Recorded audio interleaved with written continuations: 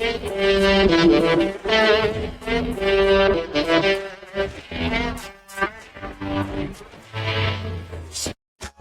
now and press the bell icon. Hello बच्चों, आज अपन बात करते हैं बेटा DU की, यानी डिग्री ऑफ अनसेचुरेशन। हिंदी में बोलते हैं असंतृप्तता की कोटि। तो अपना जो DU है बेटा, इसको और क्या बोलते हैं सर? DU को बेटा आपका जो है वो इंडेक्स ऑफ हाइड्रोजन डेफिशिएंसी भी बोलते हैं, अनसेचुरेशन इंडेक्स भी बोलते हैं, डबल बॉन्ड इक्विवेलेंट भी बोलते हैं। ये DU के जो 3 है और नाम है, ये भी आपको याद रखने हैं। अब DU अपन अलग अलग स्ट्रक्चर या मॉलिक्यूल का कैसे निकालते हैं, इस बात को लेकर डिस्कस करते हैं।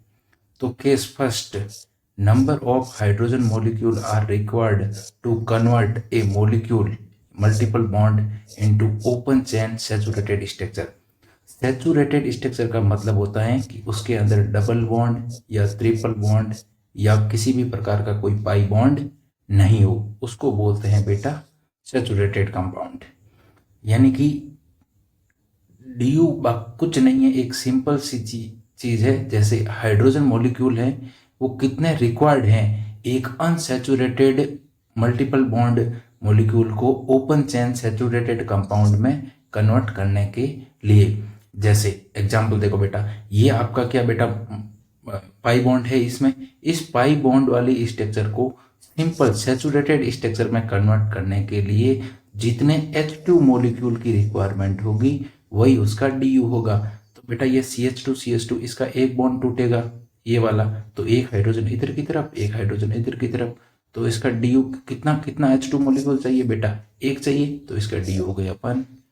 अब आगे वाले स्ट्रक्चर देखो, CH ट्रिपल बॉन्ड CH, अब इसको सैचुरेटेड स्ट्रक्चर में कन्वर्ट करने के लिए सिंगल बॉन्ड में कन्वर्ट करना पड़ेगा। तो इसमें देखो बेटा कितने हाइड्रोजन देने पड़ेंगे, 2 बॉन्ड तोड़ने पड़ेंगे, तो एक हाइड्रोजन इधर एक इधर, दूसरे बॉन्ड को तोड़ने के लिए एक इधर एक इधर, तो 2H2 मॉलिक्यूल की रिक्वायरमेंट होगी, तो DU हो जाएगा 2। ये बात समझ में? यानी कि जितने बॉन्ड तोड़ने होंगे उतना ही आपका H2 का मॉलिक्यूल लगेगा। एक पाई बॉन्ड तोड़ोगे तो एक H2 का मॉलिक्यूल लगेगा, तो DU 1 होगा। 2 पाई बॉन्ड तोड़ोगे तो 2 H2 मॉलिक्यूल लगेंगे, तो DU भी कितना होगा बेटा, 2 होगा। तो अपन एक सिंपल कॉन्सेप्ट बना लेते हैं कि एक पाई बॉन्ड के लिए DU होता है 1, 2 पाई बॉन्ड के लिए DU 2, 3 पाई बॉन्ड के लिए DU 3। ये बात आपको याद रखनी है। अच्छा, आगे आते हैं केस 2 में। केस 2 अपन DU निकालते हैं रिंग या वलय के लिए। How many bonds are cleaved to form an open chain saturated structure. Saturated structure का मतलब होता है बेटा उसके अंदर किसी भी प्रकार का डबल बॉन्ड या ट्रिपल बॉन्ड नहीं हो। यानी कि वलय को एक ओपन चेन सैचुरेटेड, ये आपके वलय है बेटा, इनको ओपन चेन सैचुरेटेड स्ट्रक्चर में कन्वर्ट करने के लिए जितने H2 मॉलिक्यूल की रिक्वायरमेंट होती हैं उसको क्या बोलते हैं बेटा, DU बोलते हैं। जैसे ये आपका साइक्लोहेक्सेन एक ओपन चेन स्ट्रक्चर है, सॉरी क्लोज रिंग स्ट्रक्चर है, इसको बेटा ओपन चेन में कन्वर्ट करने के लिए एक H2 के मॉलिक्यूल की रिक्वायरमेंट होगी, तो ये ओपन चेन में रिक्वायरमेंट, ओपन चेन में है वो अपना कन्वर्ट हो जाएगा। तो इसका DU कितना हो गया बेटा, इसका DU हो गया 1। अच्छा, इसको भी बेटा ये भी एक क्लोज स्ट्रक्चर है, इसको ओपन चेन में कन्वर्ट करने के लिए कितने हाइड्रोजन मॉलिक्यूल की रिक्वायरमेंट होगी, एक हाइड्रोजन की H2 की, तो आपका DU भी कितना हो जाएगा बेटा 1। यानी कि एक बात अपन को समझ में आई कि रिंग का DU हमेशा कितना होता है बेटा 1। ये बात आपको याद रखनी है, रिंग का DU कितना होता है 1। जैसे ये रिंग थी, इसको ओपन चेन में कन्वर्ट किया तो इसका DU 1। ये रिंग है, इसको ओपन चेन में कन्वर्ट किया तो DU कितना हो गया बेटा 1। अब क्वेश्चन करते हैं अपन, फाइंड आउट DU। बेंजीन का DU कितना होगा? तो आपको सिंपल सी इतनी बात याद रखनी है कि रिंग का DU कितना होता है 1 और पाई बॉन्ड का DU कितना होता है 1। अच्छा, इसमें रिंग कितनी है बेटा 1, तो 1 तो हो गया रिंग का DU। अच्छा, पाई बॉन्ड कितने हैं, 1 2 3, 3 पाई बॉन्ड है और एक रिंग है, तो टोटल कितने हो गए बेटा, 4 हो गए। तो आपका डी यू इसका कितना हो गया, 4। 4 किस किस का हो गया बेटा, आपका 3 डी यू तो हो गया पाई बॉन्ड का, और एक डी यू हो गया बेटा आपका रिंग का। अच्छा, सेकंड एग्जांपल की बात करते हैं। सेकंड का डी यू कितना होगा, डी यू के लिए पहले आपको गिनना है कि टोटल रिंग कितनी है और टोटल पाई बॉन्ड कितने हैं। तो बेटा इसके अंदर रिंग कितनी, एक है, तो एक इसका डी यू हो गया, एक इस पाई बॉन्ड का हो गया, एक इस पाई बॉन्ड का हो गया और एक इस पाई बॉन्ड का हो गया। तो टोटल डी यू कितने हो गए, 1 2 3 4। तो इसका डी यू कितना हो गया बेटा, 4। वेरी सिंपल है, कुछ नहीं करना है, सिर्फ आपको टोटल रिंग कितनी है और टोटल पाई बॉन्ड कितने हैं, उसको उन दोनों को टोटल करके जितना आंसर आ रहा है वही उसका डी यू होगा। अब देखो इसमें थर्ड एग्जांपल में एक इसका डी यू हो गया बेटा, एक इस रिंग का हो गया और एक इस पाई बॉन्ड का हो गया, एक इस पाई बॉन्ड का हो गया। तो टोटल डी यू कितने हो गए, 1 2 3 4। तो इसका भी डी यू कितना हो गया बेटा, 4। क्लियर हुआ। अच्छा, फोर्थ नंबर एग्जांपल देखते हैं। एक ये बेटा एक पूरा रिंग है, तो इसका डी यू एक, ये भी एक पूरा रिंग है, इसका डी यू एक। क्या इसके अंदर एक पाई बॉन्ड भी है बेटा, तो इस पाई बॉन्ड का भी डी यू एक। क्या ये पाई बॉन्ड है, बिल्कुल, इसका भी डी यू एक। तो टोटल डी यू कितना हो गया बेटा, 1 2 3 4। तो टोटल डी यू होगा इसका भी 4। ये बात समझे। अब देखो ये फिफ्थ एग्जाम्पल करते हैं, इससे आपको सब कुछ क्लियर हो जाएगा। अच्छा, इसके अंदर पहले जो रिंग है उनका डी यू गिन लेते हैं। ये भी रिंग है बेटा, ये भी रिंग है, ये भी रिंग है। क्या बेटा ये भी एक नई रिंग बन रही है, देखो आप ध्यान से, ये भी एक नई रिंग बन रही है, तो इसका भी एक डी यू होगा। क्या ये भी एक नई रिंग बन रही है बेटा, तो इसका भी एक डी यू होगा इस रिंग का। अच्छा, पाई बॉन्ड कितने हैं, 1 2 3 4 5 6। तो 6 तो पाई बॉन्ड हो गए और रिंग कितनी हो गई, 1 2 3 4 5। तो 6 + 5 कितना हो गया बेटा, 11। यानी कि 6 + 5, यानी 6 तो क्या है बेटा, 6 है आपका ये रिंग, 6 है पाई बॉन्ड, तो 6 हो गया आपका पाई बॉन्ड, और 5 क्या हो गई बेटा, 5 हो गई रिंग। तो टोटल डी यू कितना हो गया, 11। ये बात समझ में, बहुत इजी है। अब आपको बेटा कोई मोलिकुलर फॉर्मूला दे दे और पूछे कि उसका डी यू कितना होगा, तो उसका डी यू निकालने के लिए आपको क्या करना है, उस मोलिकुलर फॉर्मूले के अंदर जितने भी कार्बन एटम है उसमें +1 कर देना है, -H + X - N /2। C है बेटा यहाँ पर नंबर ऑफ कार्बन एटम, और H है नंबर ऑफ हाइड्रोजन एटम्स, और X है number of halogen atom. Halogen में आपका देखो बेटा फ्लोरीन, क्लोरीन, ब्रोमीन, आयोडीन, ये आ गया हेलोजन एटम। आई बात समझ में।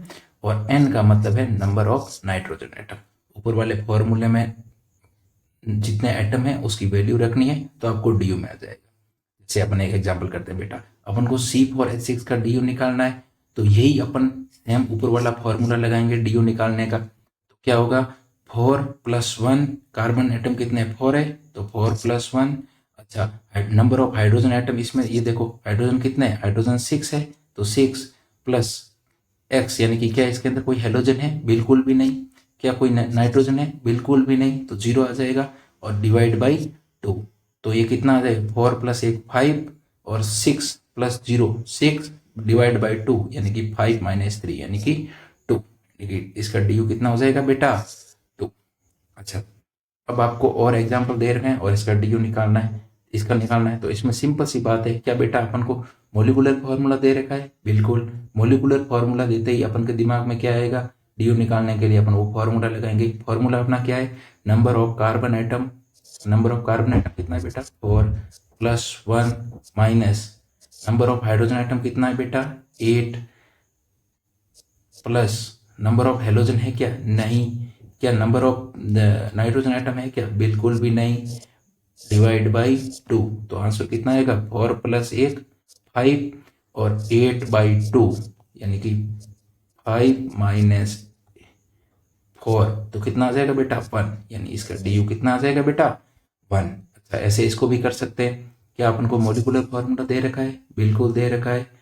अब मोलिकुलर फॉर्मूला दे रखा है, तो बेटा अपन डी यू निकालने के लिए अपना फॉर्मूला लगाएंगे। फॉर्मूला क्या है, कार्बन प्लस 1 यानी कि कार्बन कितना 5 + 1 माइनस हाइड्रोजन कितना है बेटा 10 प्लस हेलोजन कितना है बेटा, क्या क्लोरीन हेलोजन है, बिल्कुल हेलोजन है, तो 2 माइनस नाइट्रोजन है क्या बेटा, फॉर्मूला देखो आप, यही तो अपना फॉर्मूला था ना, यही तो माइनस नाइट्रोजन है क्या बेटा, बिल्कुल भी नहीं, नाइट्रोजन इसके अंदर नहीं है, और डिवाइड बाई 2। आया बात समझ में।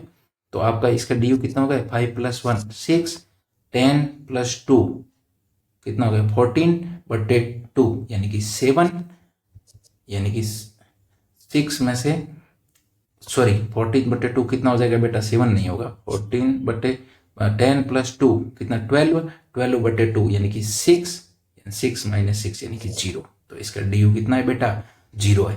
अच्छा डी यू 0 आ गया तो इसका मतलब इस मोलिकुलर फॉर्मूले में ना तो पाई बॉन्ड है और ना ही आपका कोई रिंग है।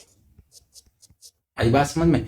अच्छा इसका डी यू 1 आया, इसका मतलब क्या है, डी यू 1 आया मतलब इसके अंदर एक आपका रिंग हो सकती है और एक आपका पाई बॉन्ड हो सकता है। आई बात समझ में, क्योंकि अपन ऊपर पढ़ चुके हैं रिंग का भी डी यू कितना होता है बेटा 1 और पाई बॉन्ड का भी डी यू कितना होता है 1। अच्छा अब एक इंपॉर्टेंट पॉइंट लिख देते हैं कि डी यू है वो बेटा फ्रैक्शनल भी हो सकता है, फ्रैक्शनल को बोलते हैं भिन्नात्मक। जैसे एग्जाम्पल लेते हैं तो HCO-, तो इसका डी यू निकालने के लिए बेटा अपन क्या करेंगे, फॉर्मूला लगाएंगे। कैसे, जैसे कार्बन कितना है 1 + 1 minus number of hydrogen 1 plus number of halogen 0 minus number of nitrogen 0/2, तो ये आएगा 2 - 1/2, तो आंसर कितना आया बेटा 1.5। अब किसी बच्चे को दिक्कत हो सकती है कि सर इसका तो मैं डी यू देखते ही सीधा 1 लगा दूंगा, क्योंकि इसके अंदर पाई बॉन्ड 1 है तो 1 लगा दूंगा, ये लेकिन ये बिल्कुल गलत है। क्योंकि जब भी बेटा कोई स्ट्रक्चर है वो आयन के फॉर्म में दे रखी हो तो आपका उसका डी यू फॉर्मूले से निकालना होगा। क्लियर हो आपको। अच्छा अब मैं एक बार आपको पूरी चीज है वो रिवाइज करवा देता हूँ। डी यू निकालने के लिए बेटा क्या करते हैं अपन, सबसे पहला डी यू निकालने का कॉन्सेप्ट है अपना कि जितने नंबर ऑफ, ये बात याद रखनी, जितने नंबर ऑफ पाई बॉन्ड होंगे उतना ही बेटा क्या होगा डी यू होगा। रिंग के लिए क्या होगा, जितना नंबर ऑफ रिंग होगा उतना ही उसका डी यू होगा। अच्छा और क्या है, मोलिकुलर फॉर्मूला दे रखा होगा तो डी यू निकालने का फॉर्मूला है carbon + 1 minus H + X minus N divide by 2, और अलग अलग जो आइटम है उसका डिनोशन क्या है ये भी यहाँ पर लिखा हुआ है। और ये अपन ने क्वेश्चन किए पूरे, आप इस क्वेश्चन को एक बार वापस करें और भी अलग अलग टाइप के क्वेश्चन करें, हर तरह का क्वेश्चन आपसे बन जाएगा। फिर भी कोई डाउट आए तो आप कमेंट सेक्शन में पूछ सकते हैं।